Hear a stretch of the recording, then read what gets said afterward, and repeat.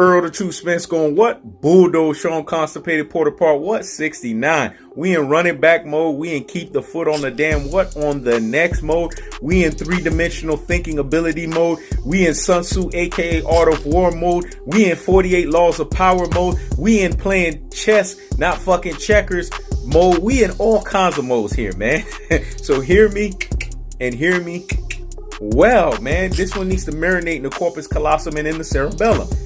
Who is the topic of Earl the Truth Spence going bulldoze? Who? Shawn Constipated Porter Part what? 69. It's Chris Algieri, man.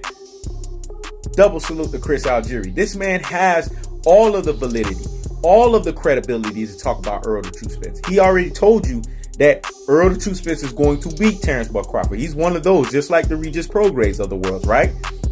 A lot of people know what time it is. They know there's no lies with Earl the Truth Spence. Just like he knows his sport is the cold-hearted, unadulterated, and cutthroat truth teller on YouTube, Earl the Truth Spence is the truth in the ring. Let me say that again. Just like he knows his sport is the cold-hearted, unadulterated, and cutthroat truth teller, Earl the Truth Spence is the truth in the ring. Chris Algieri said, man, the thing with Earl the Truth Spence is there's so much skills behind those hands of his. Let me say it again. There's so much skills behind those hands of his, man.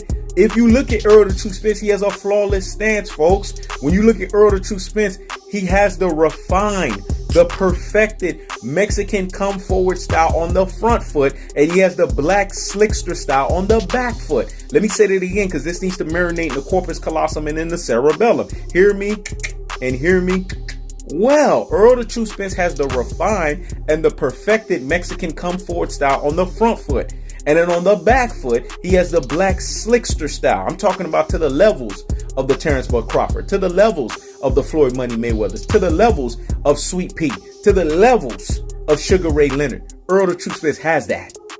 This is why Earl the Truth Spence, when he tells you his favorite fighters were Sweet Pea, his favorite fighters were Sugar Ray Leonard, his favorite fighters were Marvin Hagler, his favorite fighters were Aaron Pryor. There's a reason why Earl the Truth Spence say this, because Earl the Truth Spence has a combination of all of these guys' skill sets.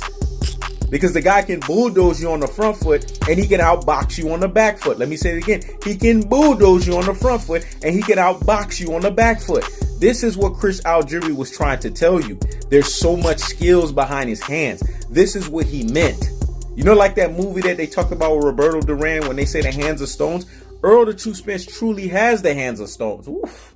What I said was so deep, dog, because I just gave you three-dimensional thinking ability.